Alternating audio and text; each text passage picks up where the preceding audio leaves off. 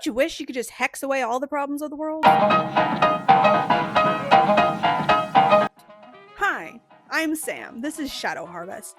And let's talk about why hexing the government, cursing government figures, and whatnot isn't as easy as it seems. Or no baneful magic is necessarily as easy as it seems for several reasons. So, grab a cup of something lovely if you're so inclined, and let's get into it, shall we? I think one of the most interesting things when it comes to spell work and what works and what doesn't, and the whole evidence-based side of things, is one, witchcraft is a craft, and I would also similarly put it to the sense of things are a art as well as a science. I think that way when it comes to like baking versus cooking, you know what I mean? Like you can kind of futz with some things, and some things you can't. And when it comes to baneful magic, especially at major government entities, things can get tricky. And you might not be seeing all the results you want to be seeing right away and wonder, does my spell work even work? Am I even capable? I definitely did some spells around wanting new inspiration and wanting the world around me to feel like a better, safer place. And like I could actually thrive in it. And hey, for a little while, it felt like it was working. Joe Biden stepped down, Kamala was up, things seemed to be going okay. And then I also lit the candle on the actual election and then felt the horror as the rest of the world did about those results. And first things first, as always, in reminding to people, is the power of the individual the power of the community. I personally have this belief and concept, I've talked about it many times before on this channel, about chaos soup. That is the universe. Think of the universe and your intentions and putting things out there into a giant cauldron, if you will, or bowl. Everyone pouring their intention into it means that can be a really fucked up soup. And when I think of an election, everyone casting their vote, unfortunately, even though there were so many of us casting our intention and our spells along with our ballots, so many other people on the other side, for whatever their reasons may be, stupid or malicious, or probably a bit of both, let's be honest, casting spells in order for the election to go towards the Republicans and really towards Donald Trump and his contingent of ridiculous individuals. Of course, I'm not finding out exactly what those type of energies are up to, but you know, we'll, yeah, along with the rest of us, it's a time. It is a time. And so that, I think, honestly, it's just a loss of battle of wills. It's not necessarily that you are unpowerful, that you have no power in a situation. Your power was there. It just was, when it came down to the total mixing of the soup, there was more intentions being cast into it towards the other direction, which sucks. It's also because of things like egregores.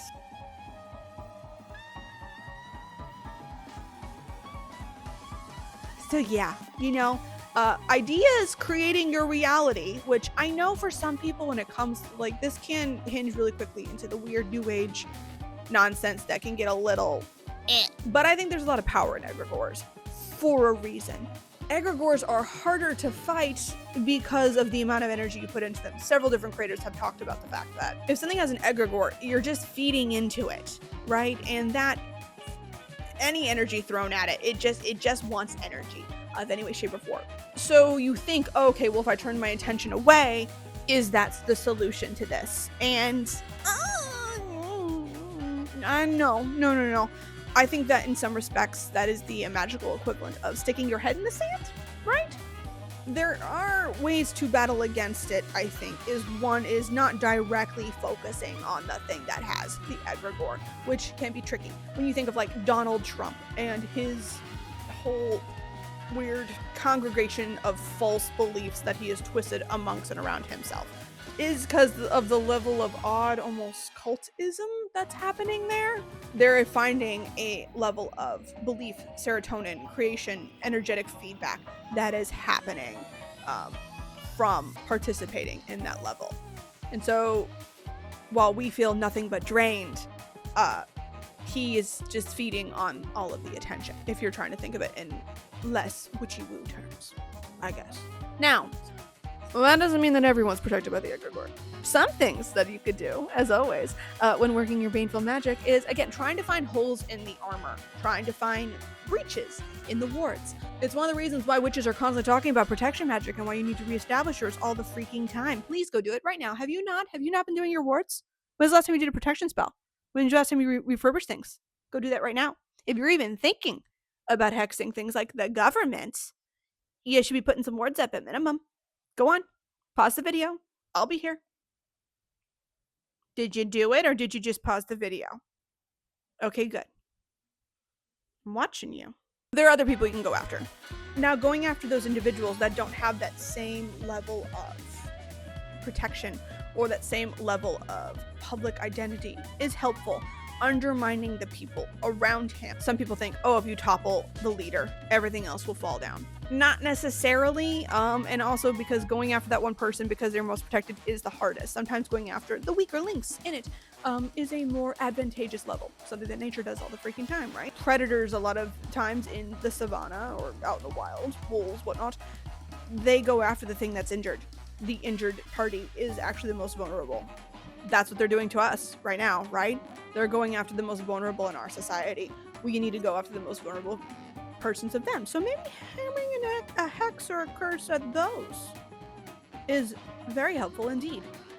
Pick at them at their weak points and crumble them that way. Another option when dealing with the government is to reestablish and re-energize the places that need the protection. There are egregores and things surrounding both the Republican Party and the Democratic Party. The whole idea of yes, the United States itself has an egregore. The Constitution has an egregore. The very land we stand on, the whole concept of the American dream, the American ideal, all of this is things that are deeply protected and have their own energetic fields around them. It's one of the reasons I think that America became such a world power in the first place is because of the mythology around the United States, right? Not by just casting protection, not just by reinforcing it. Anyone else cast some spiky protections on themselves? I know my wards have a real nice spiky bounce back. It's my favorite kind of, quote unquote, what some people might consider malignant. That's not the word. Malevolent. That's the word. Malevolent magics. Some people believe if you don't do any harm, it'll come back to you times 3. The whole Wiccan nonsense. I do not believe in that. I worried about it for some time when I first started in this path. I do not anymore. I will cast what I want to cast, and then I will suffer the consequences of that casting. But I don't necessarily believe that comes back to you times 3. But what's fun is to make sure that there's something that does come back to someone, right? Casting spells that not only protect the Constitution, but also will directly go after anyone who seeks to harm it or undermine it. Beautiful.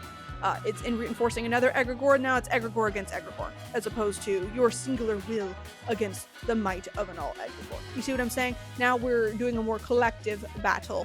For those who have ancestors, that would be advantageous to this, and I put a giant caveat on it. So hello, 1 second, come in here. Let's do the caveat first before we talk about the ancestor bits to this.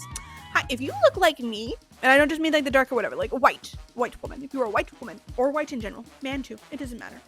Please, let's remind ourselves that none of all our ancestors are kind. Many of our ancestors are the fuckers who are behind half of the bullshit that is the foundation as to why this country is shit. Some of my ancestors are the slaveholders. They are the people, the captain of the Mayflower who started shit with the native peoples. Some of my ancestors are real shitheads, and they are probably rolling over in their graves every day that I dance on them with the craziness that I am a witch living in freedom and doing what she wants with her freaking life. Good. I spit on them. I don't call on those ancestors. I do not just call out to my ancestors. I have very specific ones if I do any work with them for a reason. Because I don't want to be calling in the will of some of the assholes previously who did the bullshit in this country. You gotta be careful about which ancestors you're calling on. Everyone else, calling in the ancestors to help work on a working here, I think would be very helpful and advantageous. Especially ancestors who have worked against tyranny before and have survived, who have gotten around it. Part of my family tree is my great-grandfather survived the Armenian genocide. That man knows how to deal with a fucking psychotic government, right? People coming in and just traipsing over and destroying a people and splitting apart families and going after you just because your religious faith and who you are is been demonized. He knows what to do. I have seen a lot of different people over on TikTok specifically, I think currently, joking about how their ancestor babushka or their old grandfather who like fought in World War II is like sounding the alarms. They are coming into us. The raids came at night or early in the morning. Ancestor babushka, I literally just got up. It's 7 in the morning. I told you they'd be back! But it'll be fine. It'll be fine, because I left you survival gear in which I know you still have in safe place. I got rid of it. What? Dude, you left me like 90 empty coffee cans. Yes, because coffee can make good homemade... To our dreams, to our meditations, they are saying, hey, that little niggling in the back of your mind that says plant potatoes maybe because there's gonna be a famine. Those are the ancestors we should be relying on right now, right? Calling them in because they have been through this before. They know what they're doing, and they have the benefit of, you know, not being on this side of the veil. They've got some extra spooky shit they could be messing with. Let's use them. Let's use them to our advantage to get around to this type of thing. Also, which is so freaking frustrating in so many respects. And I'm also doing another huge caveat here. I'm not meaning this in a conspiracy theorist type of way. Got it? We're not talking like the lizard people, satanic cult bullshit. Not what I'm talking about. Illuminati. You understand? Understand? Yes, we got it? Mm-hmm. Good. Please also consider when you are hexing at the government or specific individuals, you never know who's working magical workings. You never know what wards they have up. You never know who is also knowledgeable in the side of the occult. I understand that they're spewing a whole bunch of bullshit when it comes to certain Christian faiths or, you know, acting like they would never dabble in a thing. I would like to remind everyone that many people do things that are regards that we would be like, that's freaking witchcraft. Hello? Yes. They don't call it that. So they are energetically working things too. Even if you don't see it as witchcraft or they never call it as witchcraft or part of the occult or any sort of protection working, that is what they're doing. So they are not moving in this world unprotected, even if it was just by the occult, the thing of an egregore or whatever. No, they probably also have magical workings going on. Just because they don't call it the same thing that we call it doesn't mean that it's not kind of doing the same thing, right? They don't call it wards. They may call it prayer, whatever else. They are energetically working something there, right? Gotta be mindful of that. Cool? Cool. Gotcha. So anyway, those are just some of my tips and tricks and thoughts when I'm thinking of baneful magic against certain figures and government entities. Comment all of your suggestions, the other wonderful things, in the comments down below. If you're a person who is right-leaning and thinks that this is all ridiculous and nonsense, I will just block you. You know, so just excuse yourself now. You don't have to announce it in the comments. You could just go. Thanks. Anyway, that was today's video. I hope you stay wonderfully witchy and powerful, and that all of your workings do everything you want them to, and that the rest of the universe collaborates along with you to expedite certain things. Right? Right. So, keep working your magics, and I will see you in the next one. Bye-bye.